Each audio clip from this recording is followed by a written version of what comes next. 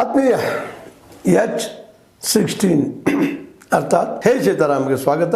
ನಾನು ನಿಮ್ಮವ MI ಅಥವಾ ಮಲ್ಲಪ್ಪ ಜೋತಾವ್.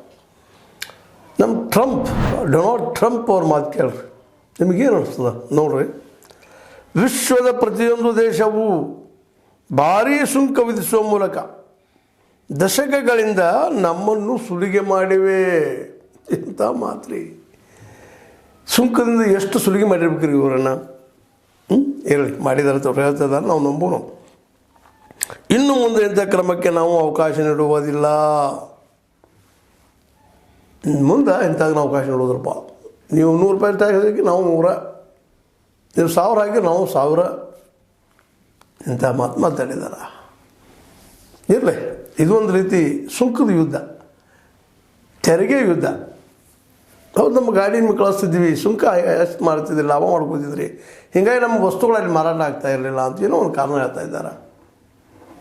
ಇವ್ರು ಯಾಕೆ ಅಷ್ಟು ಕಡಿಮೆ ಸುಂಕ ಹಚ್ಚಿದ್ರೆ ನಮ್ಗೆ ಅನ್ನೋದು ಭಾಳ ವಿಚಾರ ಮಾಡ್ಬೇಕಾಗ್ಯದ.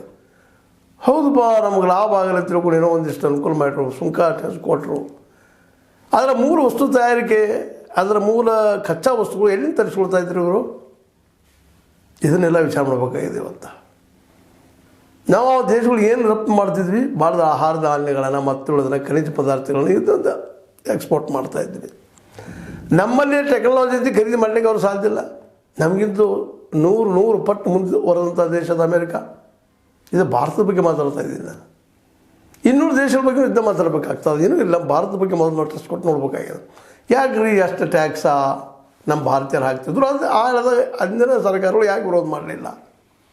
ನಿಜವಾಗಿ ಅವ್ರು ಸುಲಿಗೆ ಆಗ್ತಿತ್ತಂದರೆ ಅವತ್ತು ಹೇಳ್ಬೇಕಾಯ್ತಲ್ಲ, ಇವತ್ತಿನವರೆಗೆ ಯಾಕೆ ಬಿಟ್ಟರೆ ಇದನ್ನು? ಇದರ ಅರ್ಥ ಇಷ್ಟ, ಸುಂಕದ ಮನುಷ್ಯರು ಬಿಟ್ಟಂಗೆ ಮಾಡಿ ಕೊಟ್ಟಂಗೆ ಮಾಡಿ ಅಮೇರಿಕ ಇದ್ದಿದ್ದು ನಮ್ಮಲ್ಲಿ ಖರೀದಿ ಪದಾರ್ಥಗಳನ್ನ, ಇನ್ನುಳಿದ ವಸ್ತುಗಳನ್ನ ದುಡ್ಡಿಗೆ ಅಂಟ್ರಂಗೆ ಖರೀದಿ ಮಾಡ್ತಾರೆ.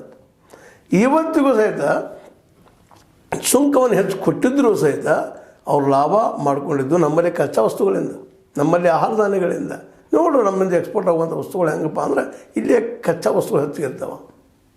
ಲಿಸ್ಟ್ಗಳನ್ನು ತೆಗಿಸಿ ನೋಡಿದ್ರೆ ಗೊತ್ತಾಗ್ತದೆ. ಅವುಗಳಿಂದ ವಸ್ತುಗಳನ್ನು ತಯಾರು ಮಾಡಿ ಅಲ್ಲಿ ತಮ್ಮ ದೇಶದಲ್ಲಿ ವಿಮಾನ ಮತ್ತೇನೋ ತಯಾರು ಮಾಡ್ಕೊಂಡು ಇನ್ನೊಂದು ದೇಶಕ್ಕೆ ಮಾರ್ತಾ ಇದ್ರು. ಅವ್ರು ಯಾವ ಪ್ರಮಾಣದಲ್ಲಿ?